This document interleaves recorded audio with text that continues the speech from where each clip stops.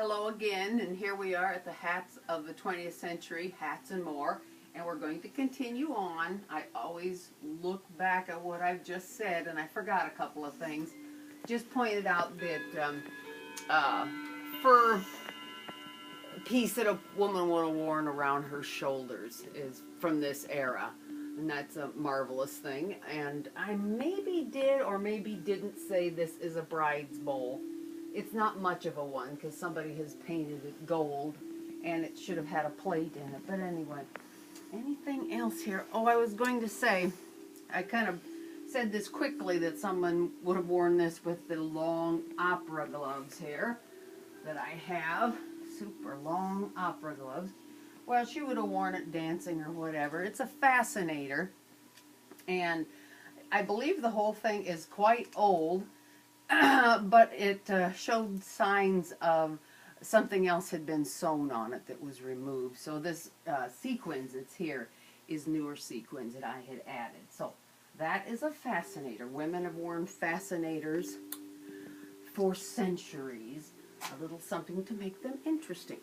Okay, I breezed through this and forgot to point out, I talked about the early phonographs like that one we have over here. And not just the cylinders, like the Edison cylinders like this. We showed the catalog pages of that. But there's also the first discs that were so thick like this.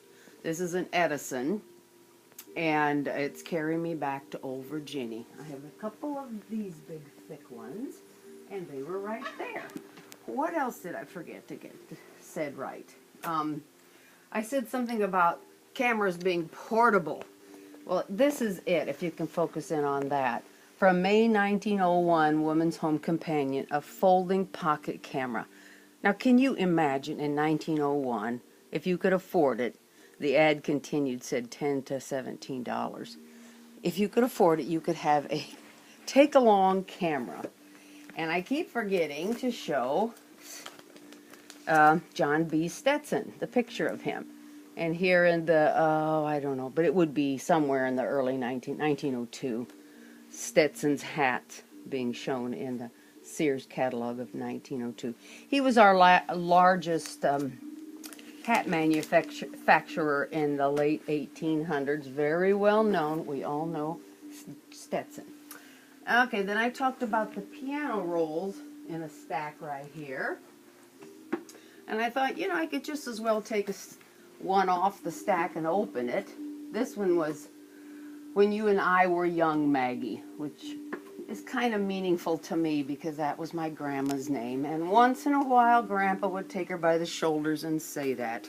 So, knowing that song, this is what a piano roll for a player piano looks like.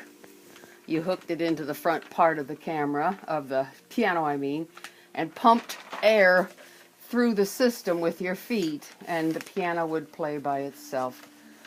Just marvelous. I'm too old to be on a mission to get a player piano, but I would have always loved to have had one of them. I've come close to having them once in a while, but I always missed, so there we go. Okay, back to this little stack here. That's where the piano rolls are. I have a few of them. I forgot to mention this adorable little carved wooden sewing spool. What else did I maybe forget here? Well, you know, I kind of brushed by this quickly. Tonsorial. This is a picture of older shaving soap than I have. I have some homemade shaving soap in here. I talked about the tonsorial salons, barbershops really. Tonsorial is an old word that refers to shaving, where they would have racks. This doesn't really show it, but racks where you could have your mug left there for personal hygienic use of your own mug. This is kind of a dapper guy. We looked at the new 3 for $1 collars kind of quickly. Very nice that there's some old ones. This dapper fella, I turned it over just a minute or two ago, and it's from 1909. See, every photo stands to be a postcard. Now let's see. I'm going to have, let's just move on down.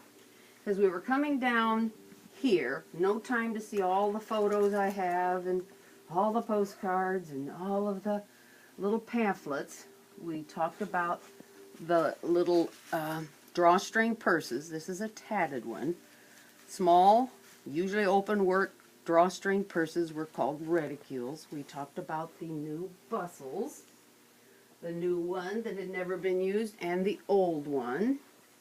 Seems like I had a picture of that, but we know they're in the catalog in the early 1900s. Okay, just a brief look of what's on the shelves here. I found this marvelous old book about immigrants, and I thought this is a lucky thing for me because now I can actually see what it looked like aboard the ship when my grandpa came over. Of course, this isn't a picture of him, but the very same type of thing. Wonderful old book of what was happening at this period at the turn of the century. A lot of sheet music, probably not worth going over, but I've dated it all to be from this period. Oh, sheet music and piano books mostly. And here's a lot of sheet music, and you know, we just, isn't that nice over there. And the song Mother, M-O-T-E-R. We just don't have time to go through all the sheet music. Down here a little lower, I have a box of plumes. I have more plumes than this, but here's a nice little box of them out on display. A lot of these plumes and things came from my Aunt Mabel. Let's see, I think there's even more here. Oh yes, and a picture of my Aunt Mabel. She gave me quite a lot of things. So here are some more of the arranged feathers that would go on a hat. And here's something, very pretty type of feather. Something Aunt Mabel used and then kept. I suppose she got rid of the hat but kept the feathers for another hat. There we are. And here's a box my brother and sister-in-law so kindly gave me. Underneath of this paper here it says Grandma's Jet. At least I think that's where it said it, because now I'm not reading it. So somebody had put away a lot of Grandma's sequins. So maybe it's not all from this era. Here's actual antique millinery wire for doing your own hats, but it's just a bunch of different things. They always use things several times. If you got rid of a dress for some reason, you kept the glass beading and the pieces of it. No real good reason to go through it all, but it's just all of this delicate old stuff that somebody kept, knowing it could be useful again. So now it's mine, and I love it. Okay, we got through those things. This is where you start to ruin things when you slam them around. There we go. I got suitcases full of old lace and tatting and things like that, but you can just use your imagination. Okay, come over here now and see if you, look at that. Let's do this first too, this little old wicker chair while we're down here. I've got it full of pictures of little kids, little babies in their wicker chairs and things. This is a lady's shawl and a tiny little pair of shoes. Aren't those precious? And it's wonderful shape. Little old wicker chair.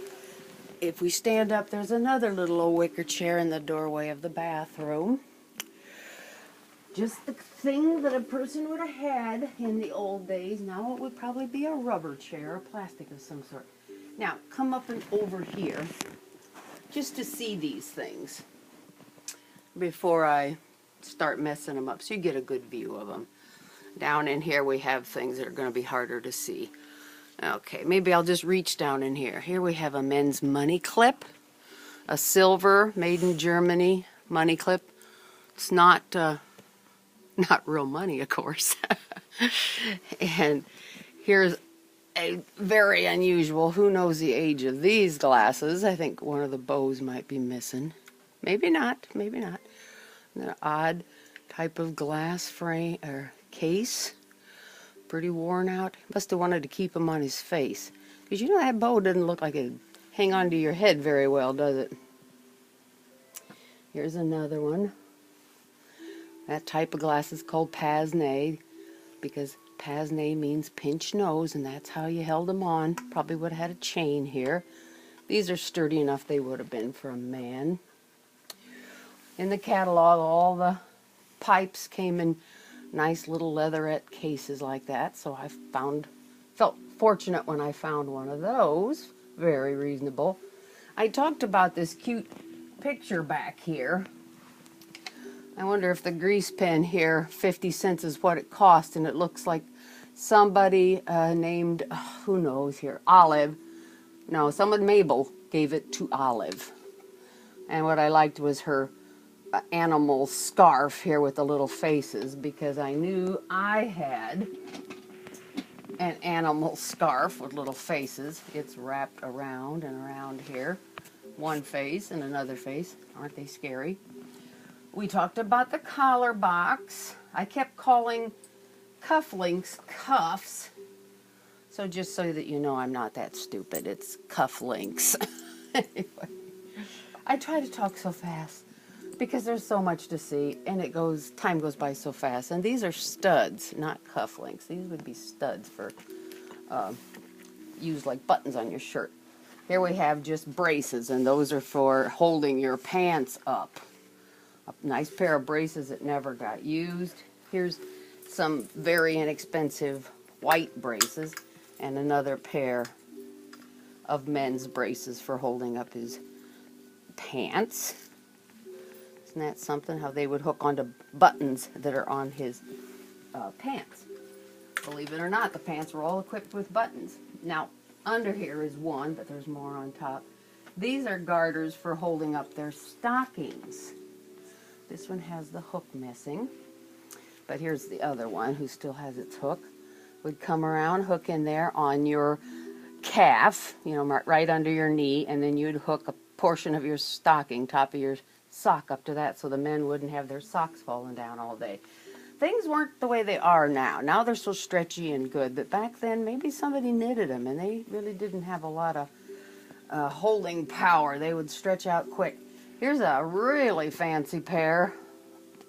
Just one. The other one's missing, but has two hooks. That would hold your socks up even nicer. Now, under the tails of these ratty old animal scarf is being held, and that's what they were called, animal scarf, being covered up with these things, which we kind of commonly call spats. I guess this is reminding me that my brother gave them to me.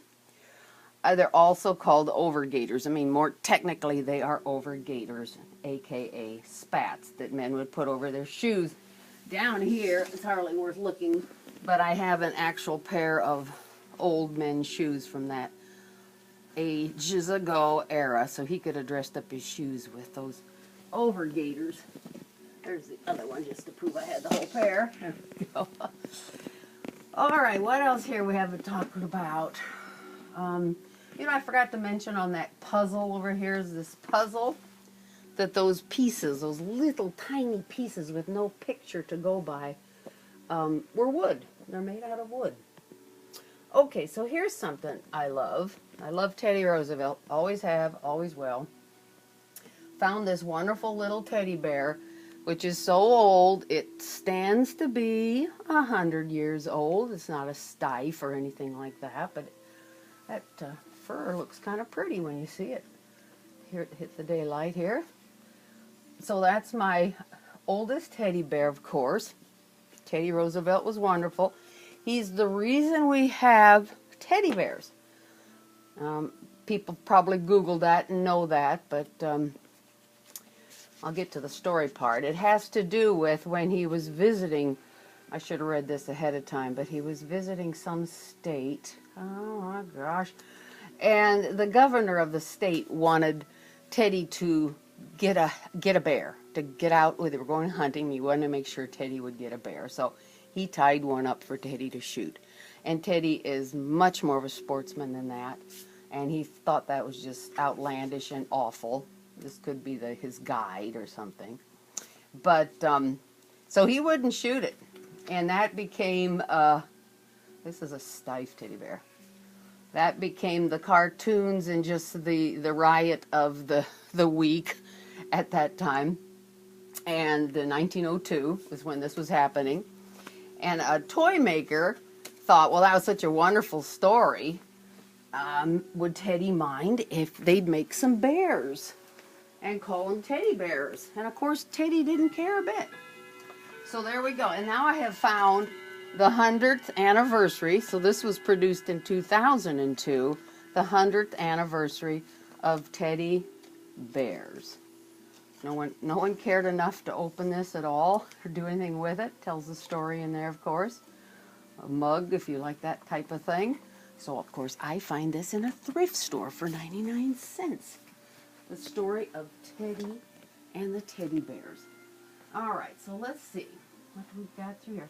Beautiful a beautiful set of a stick pin. And this is some kind of a, I hate to say it, but some little clasping something. Wonder what you'd use that for. And cufflinks. And its original box. What else can we do? All right, back here we've done the top hat in the program. So you've seen that and the little velvet brush that cleans the lint off. Here's a picture of a very dapper, good-looking couple at that time period. And he's wearing a shiny silk beaver hat. Got it? Mm-hmm. Great. Okay. All right, we can't go too much longer than our little song here. This is a glove box that I can tell, but someone has tried to sand the words gloves out of it, but we're too smart for them. We still know it's a glove box. So in here are beautiful gloves. This one's even a new pair, still has its tags going with them. Beautiful gloves. Gloves were very important back then.